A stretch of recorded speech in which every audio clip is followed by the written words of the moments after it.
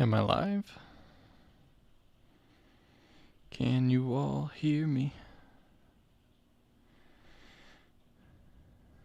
Let's see.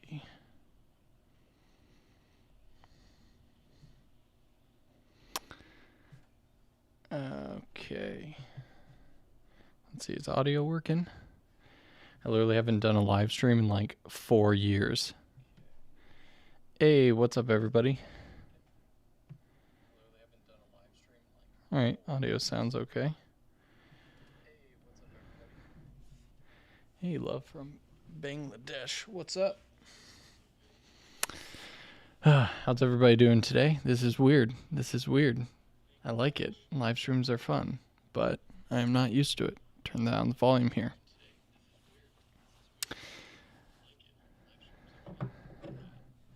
Awesome. Everyone's saying audio's good. Why is that still playing? There we go. Yeah, so I kind of just figured it'd be fun to test out a live stream and kind of get this guy unboxed, maybe answer any questions you guys have. I also have my regular Pocket 6K right here. I'm going to do a whole comparison video between the Pocket 4K, the 6K, and then the 6K Pro. And yeah, also if anyone watching this is trying to get one of these, because I literally ordered in the first like 5 seconds that it was available on B&H and they still didn't ship. So this is actually on Amazon. There's like 20 left. The link in the description is to the exact seller that I bought it from, and it literally arrived in like 2 days. So I canceled my B&H order. Where am I located? I'm in Columbus, Ohio. All right, let's see. I can talk, read comments, and unbox, because I know it's annoying when people take like 20 minutes to even start opening stuff. So let's see. I know everyone's saying this is like kind of a retro box to like the 90s. And I mean, I don't really care about the box as long as what's inside is actually decent. I wonder how pro it is. Yeah. Hey, I mean, I have no complaints about the regular 6K, so I'm definitely curious to see how this one feels. I didn't end up getting the viewfinder just because, I don't know, for like $500 or however much, I already have an EVF that's larger, and so I couldn't justify that. But yeah. Hey, how's it going, Lewis? Yeah. That's the joy of not doing unboxing videos, because you can be more graceful about it. Hey, DaVinci Resolve license. I have like 5 of those. Maybe I should give one of those away, because I don't need them all. All right. I guess I should show you guys. Sorry, I don't have multiple cool angles. I'm not a cool live streamer. But yeah, so we got per usual stuff here. Here's the new Sony batteries that they're using, which everyone's saying like is a lot longer battery. But from what I've seen thus far, it's literally like, oh, it goes from like a 30-minute battery life to an hour. So I have a feeling you're still going to be carrying around a bunch of these, or just end up getting like a huge V-mount on the back anyway. Power cable, that's always nice. Strap, and various different adapters for the AC adapter. And holy moly. All right, there it is. It's definitely larger than the 6K. Oh my gosh. Okay. Some people, I feel like, upplayed it. Some people downplayed it. The size difference. I know it's impossible to tell because it's in this huge crate here. Cage. But the 6K Pro is definitely beefier. I mean, yeah. I'm gonna have to find a way to just show this side by side, but it may be one of those things that you don't know until it's in your hands. But this thing is not a pocket cinema camera. This is in no way fitting in your pocket. I have kind of an extra grip on here, but if I grab the actual camera grip, my pinky is kind of off. I don't know if you guys can see that. Do I have the Ursa Mini Pro? No, I do not, sadly. That's the one. I love the look of the Ursa Mini Pros, but no, I went from the regular production 4K to the regular Pocket 4K, and then Pocket 6K, and then taking a peek at this guy. So yeah, the grip is a lot smaller on here. But yeah, otherwise I know it's hard to tell here. And then I got the nice little screen. Doubt you guys can hear this, but there you go, a little ASMR for you. I know I keep looking at myself on the OBS screen. I'm not good at this live stream. Weight-wise, it definitely feels heavier as well. It's the same plasticky feeling. It feels like a premium plastic camera, but I definitely still don't want to drop this. I haven't seen any camera manufacturers come out with cages or really much of any accessories. So if you guys have, you can let me know in the comments, but I literally checked as of this morning. At least there's still no Tilta small rig. I think I heard is working on one, and I'm sure everyone's working on one, but the top is kind of weird, right? So now the quarter 20 is a lot more forward. Before it was obviously just right here. This is where the viewfinder goes. And I don't know, the viewfinder, like if you don't get the viewfinder, it kind of feels like a lot of wasted space right here, just because, I mean, it's literally, you're just going to keep that little cap piece on there. Now, of course, we got the screen, which I know everyone is real kind of mixed bag, right? Everyone's kind of sad that it's not just like a flip out screen. These tilt screens, I'm usually not a fan of. Oh, there's a little protective cloth piece back there. Look at the comments here. Let's see. It would be helpful if you could comment on the difference between Sony and Canon, which is ahead of Sony and Canon. I honestly, I am not the best person to talk about that. I think all cameras nowadays are pretty good, so it kind of just depends what you like. Sony has, I can tell you from like a colors perspective, Sony is the only one that I'd say is like harder to match to other cameras. Like I can make this match an ARRI or a Canon profile relatively easily. Sony is a very kind of specific look. You can usually look at footage and be like, yeah, odds are that was shot on Sony, but they're all great cameras. So I'm not going to say definitely which is better. Which phone camera do you like more, iPhone 12 Pro Max or S21 Ultra? I like the Pro mode and the software on the S21 Ultra better, but I prefer the look of the 12 Pro Max. All right, so let's pop this guy in here. I don't know if it has any charge. The other thing I just thought about before I went live too is since there's no cage or anything, I have nowhere to like really mount a T5 SSD, so I feel like I'm gonna have to pick up a CFast or just kind of rig it to the top.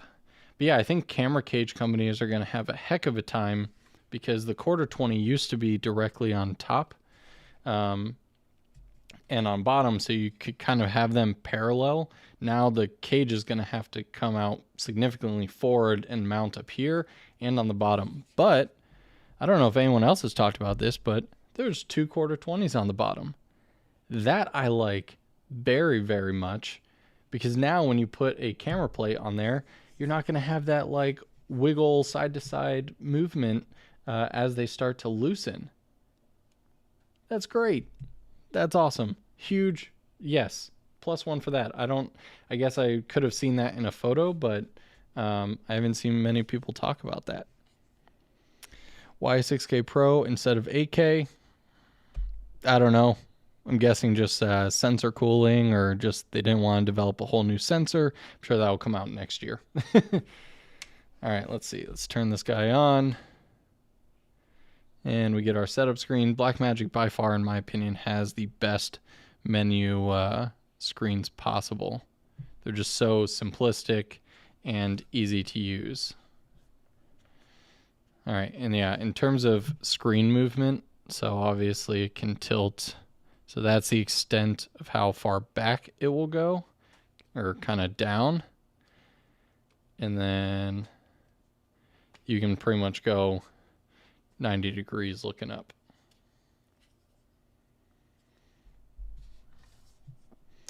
All right, so this is waiting to do its thing. Oh, no. All right. Basically no setup. So I thought I was like waiting for a screen to pop up, but it's just the menu screen. So there are a couple different menu screen options that I believe on the record screen. Let's see. That all looks the same. That all looks the same on the monitor. We now have a viewfinder. So before it was just LCD and HDMI. Now we have a little viewfinder, which obviously if you don't have that, it's useless. And then for audio, since there is now 2 mini XLRs, you have phantom power control for each of those. So I love the mini XLR. I think that's awesome. I want to see, is the screen at full brightness? Monitor, that's probably under there. All right, so screen brightness comes out of the box at 50. Go 100%. That's definitely brighter than everything else. Let me grab a lens and connect it to it here. Which lens should I throw on? The 45 probably.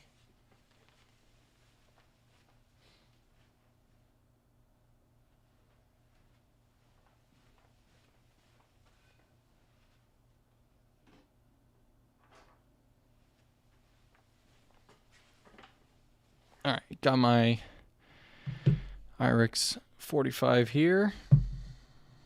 I guess if you guys want to see 2, I'll show you the ND filters. So you have the ND plus and minus on the back here. And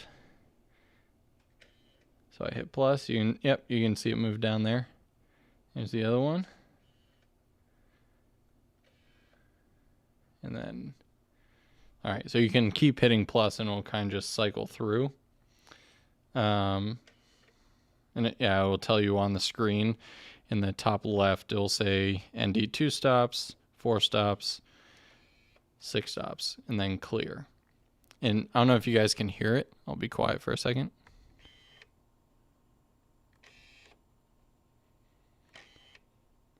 Kind of sounds like, I don't know, when you used to take a picture on like an old film camera or something.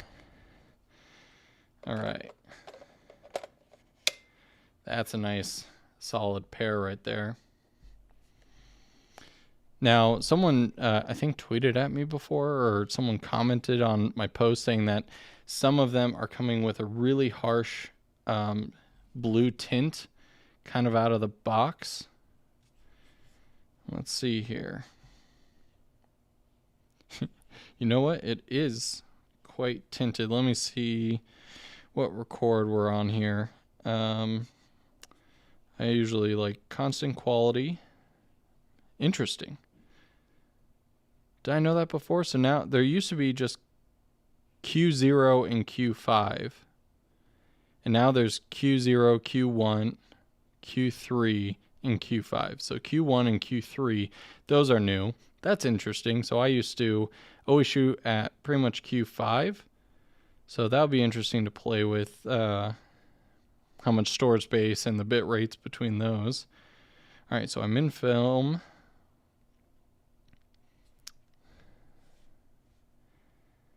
It is looking pretty blue.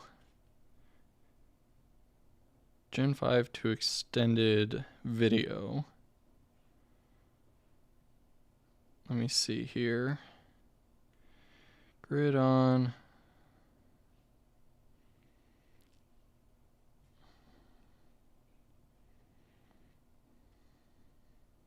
Gen 5 to video. Is it just the monitoring?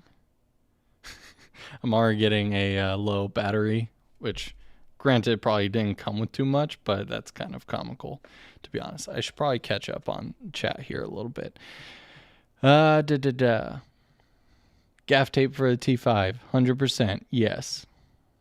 I wouldn't recommend external SSD because it will shorten the battery life. Touche.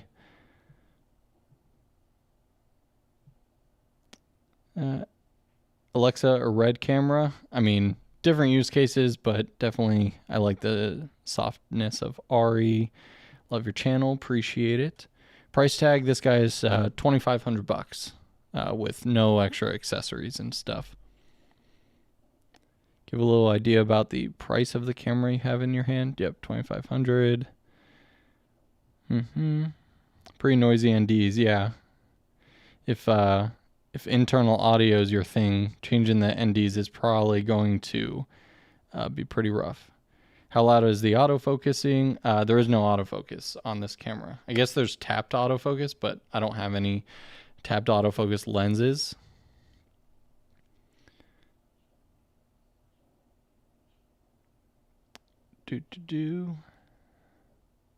Channel's amazing. All cut up on chat. Appreciate all of you very much. Yeah, so mine is looking very blue. I don't know if you guys... It's probably just going to look like log to you. It probably doesn't even look it. I'll definitely upload some clips here. But right now I have no NDs turned on.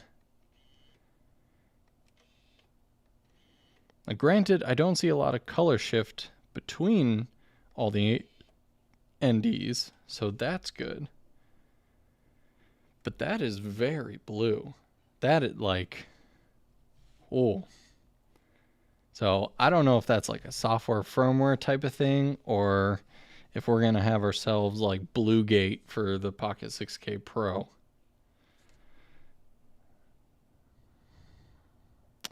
Let's see. 8K? No, it's 6K. Turn your undies on.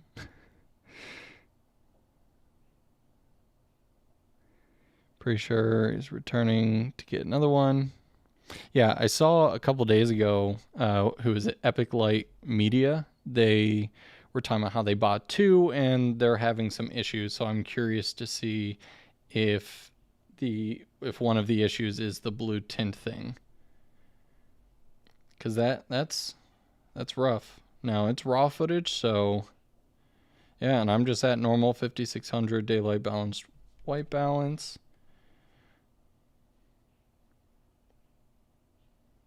I'll go tint 0. Yeah, no.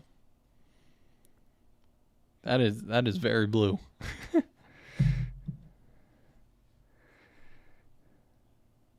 Yeah, I need a focus wheel. Did you get that remote dolly from Wish? What remote dolly do you see? I don't have any dollies.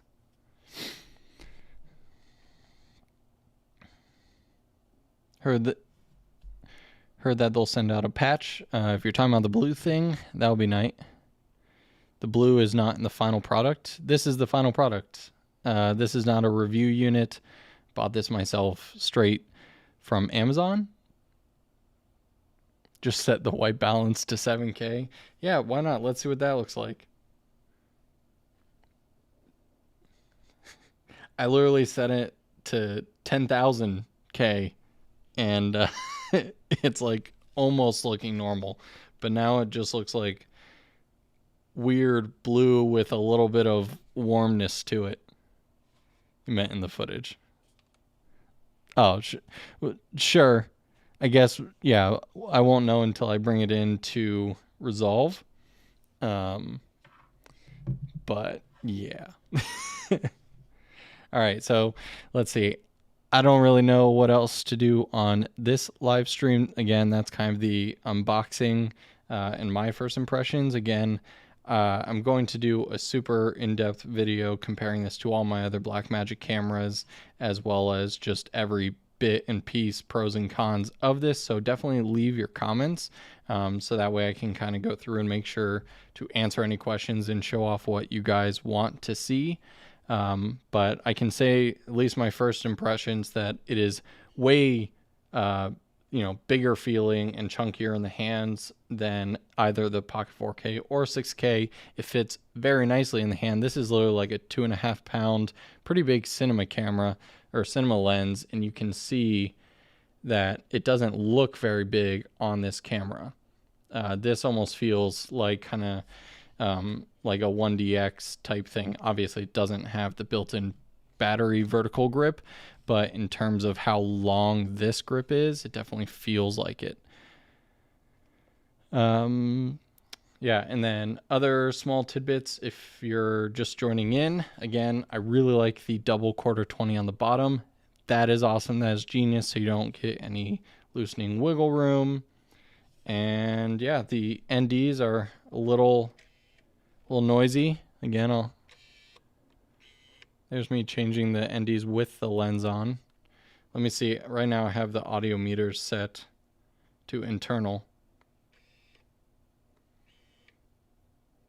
Yeah, they definitely spike a little bit, not too much. So I don't know if that will come across in the final thing, but at the same time, this is meant to be a cinema camera, so you're, probably not using the internal audio for anything more than scratch audio. You're going to be going to XLR out, but I will test for like documentary work. If you had a shotgun mic up here or something, will you still hear those NDs?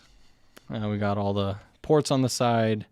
I love the dual mini XLRs. Yeah, let me go through the comments one more time. I read that the blue cast, at least on the screen itself, is a production error on a number of production units. You can probably contact Blackmagic and talk about recalls. Orange and teal, bro.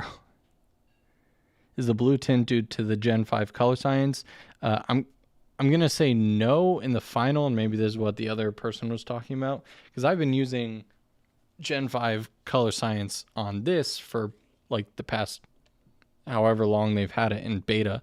So I don't shoot Gen 5 on this. I shoot Gen 4, and then once I bring it into DaVinci Resolve, I just change it to Gen 5, and it never has any sort of ugly cast on it. This is straight up like that again, I know you guys can't tell, but it looks like straight dookie on the back. Like that's bad. That is not good for if you're trying to get a representation for what your color is looking like. Now that's viewing it in log. Let me go back to daylight here, 56.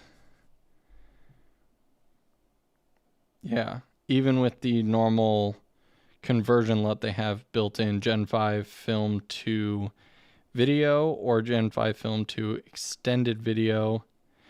The extended video, that actually looks pretty... No, these are pure white walls, and they still definitely have quite a blue cast to them. So yeah, that's definitely an issue that will have to be addressed, hopefully through software and not needed through hardware. What level of computer do you need to edit this footage?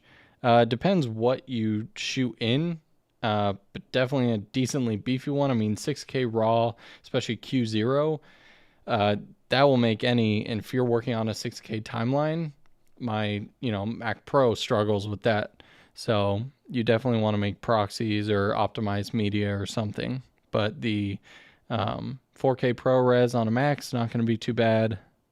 And 6K Q5 I play back just fine. Does the lens not lock in place? Heard someone mention no EF lock. I mean, it's not like on a Red camera or ARRI where you have like it clicks and then you have like the tightening lock. But it's just like every other EF mounted, mirrorless camera or Canon camera. So it definitely clicks into place. Can you test how crappy the mini XLR ports are? I heard they're very wiggly and prone to breaking. Sure. I mean, I'll definitely test it on this new one here. I can say that I've been using the mini XLRs on the 4K and the 6K for years, and they're amazing. I've never had them break, wiggle loose, drop audio, give me bad audio whatsoever. That with the phantom power, I mean, all my videos pretty much are through the mini XLR ports, so I think they're quite good. What lens is that? This is the Irix Cine 45.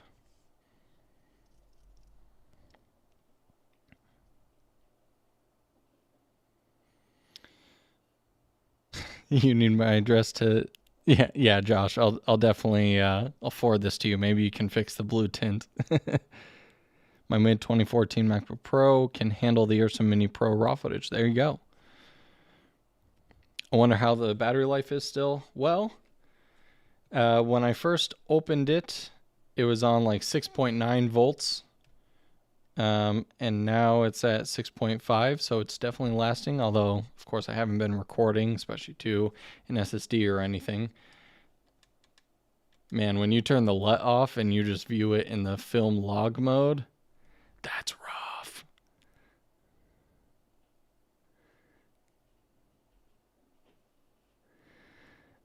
Cool.